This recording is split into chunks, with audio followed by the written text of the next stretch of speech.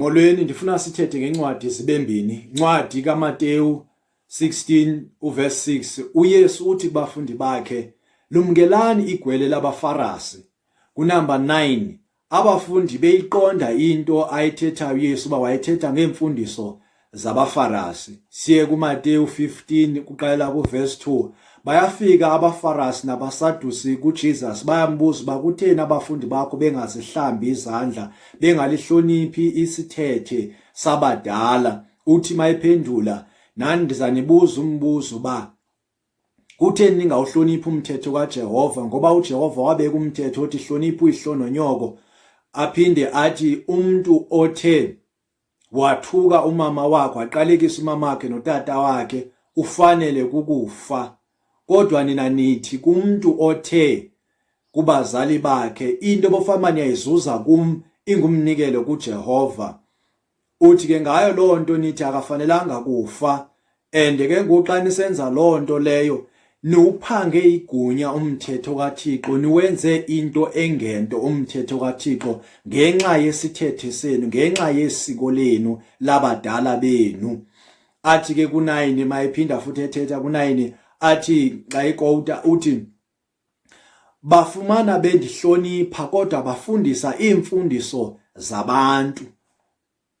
Bazalwane, kule nto ethethwa apha ke bazalwane, nguYesu adressa indaba yoba iimfundiso zabantu zibethabethana nemfundiso kaThixo.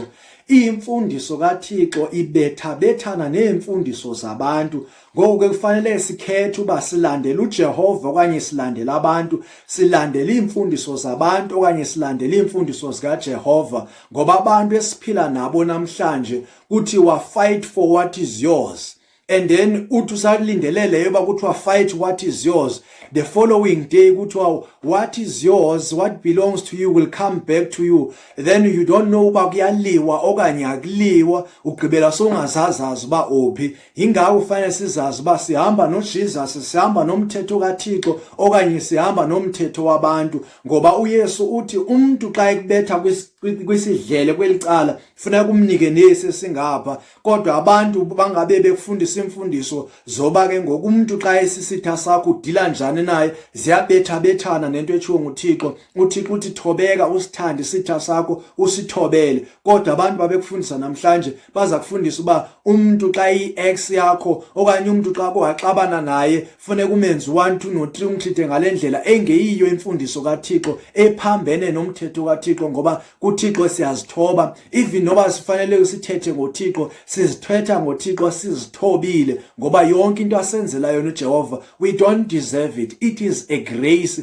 yinto besingayideserve but uThixo wasenzela yona. Ingakho fanele basibe ngabantu abazithobayo phambi kwabantu. Funeka siyazi into esiyilandelayo, funeka simaze simlandelayo, funeka siwazi umthetho kaThixo ubuthini kuthi. Ngoba singabantu bakaThixo abafanele bathobele umthetho kaThixo ngalo lonke ixesha. Ngoba kaloku bazalwane bam, bantu bathanda uThixo, bantu bakaJehova, enyanisweni imfundiso esizifumanayo namhlanje zibethana kakhulu nantoni nomthetho kaThixo. Nje ndithi ke mna kufanele xa usowukhethile uba usenkonzweni ulandela umthetho kaThixo, usindisiwe okanye umkhethile uJehova yakholwa, ube secaweni ukhethe yena kuphela, uhlukane neemfundiso zabantu, amasiko nezithethe zabantu, uhlukane nazo, enzele ulandele lento enye. Ngoba kaloku xa ulandela imithetho yabantu, amasiko nezithethe, uzawuthi xa ufika kule kaJehova ibethabethane. Ngamanye amagama xa ufanele unikele, uzawunikela enkonzweni, kuphinde kufanele bahambe unikela kwimfundiso zabantu abadala kumasiko kwenu, uyoxhela ibhokhwe, so udleke kabini. Kanti ke kufanele uba ustikhe entweni eyi-1, phuma ecaweni, phuma enkonzweni. Xa inkolo yakho isakubiza uba hamba ohlabela abaphansi, mamela abantu abadala bakowenu, mamela isiko lakowenu, phuma ecaweni wenze izinto zesiko, uhlukane nenkonzo. Fanele uzazi uba ulandele yiphi imfundiso. Kukhona neemfundiso ezifundiswa ngabashumayeli ezichasene nomthetho ovela uyive nje isathetha uba le ayihambelani nelizwi. Ingako fanele sizixhobise ngelizwi uba sithi siyamazi uThixo, uba fanele uba sithi siyamazi uJesus Christ, amazwi wakhe siwabambe, senze lento uThixo athi masenze. Singabantwana bakaThixo, uyasithanda uThixo, ingako funa sazi ingqondo ingaba afuna sazi ingqondo yakhe, sazi ilizwi lakhe uba uthini kuthi, ngoba singabantu bakhe, silusapho lwakhe, uyasithanda, funeka sizikhethele. Wayenza ngamabomu uba funeka sizikhethele uba silandela yena okanye silandela abani abantu. Uthi xa ethetha uJoshua uthi mna nendlu yami ndiyakumkhonza uJehova. Zikhetheleni nini uba nilandela bani. Masizikhethele uba silandela uKristu okanye silandela imfundiso zabantu, silandela abantu abadumile, abantu abaziwayo, singawulandeli umthetho kaThixo, ngoba sifundisa izinto ezibethabethana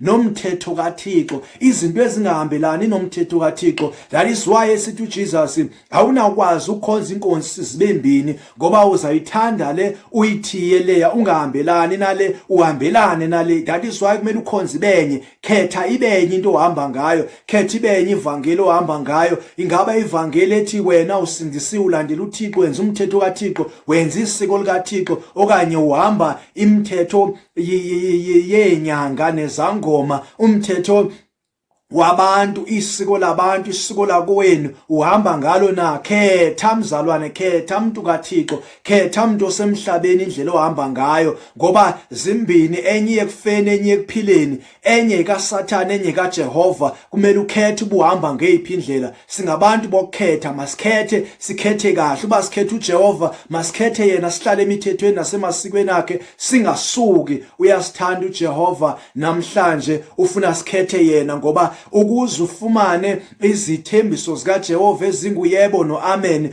Xa esithi I will bless you, and with blessing I will bless you, with multiplication I will multiply you. Uzeke ethembisa abantu bakhe ababambe umthetho, ababambe isiko lakhe, abamthobelayo. Xa ungamthobeli, hayi uyifumana into kaJehova. Kufanele kube ufull kuJehova, kungashoti nento, ungamixi nento, ube full kuye, uthembeke, ngoba bonke abamthembayo abafana noDavide uyabalwela, uyabaxolela nezono, abenzi njalo. Kodwa bangaba wenzi njalo, usengxakini noJehova. Masizikhethele uJesus Christ, masizikhethele umthetho kaThixo, sishiye umthetho wabaFarisi, sishiye umthetho wabaFarisi nabaSadusi, size kumthetho kaThixo, ongumthetho olilizwi likaThixo. uJesus ulilizwi likaThixo. Masiqhubekeni bazalwane, sikhonze, sikholwe, sazi ukuthi uyasimela, uyasilwela, kuzela kalala umgcini kaIsrayeli. Our Redeemer lives. Uza sithethelela amatyala, uza sixolela masizithoba, ngoba kumele sizithobe. Yonke into esiyifumana kuJehova is all grace. Sazalelwe esonweni, sazalelwe emthethweni wesono,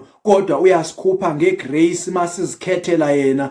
In Jesus' name, God loves you. Ungalahli ithemba, ungamlibali uThixo, ungamlahli uThixo, ungamdanisi uThixo. Yenza umthetho kaThixo. Bless you.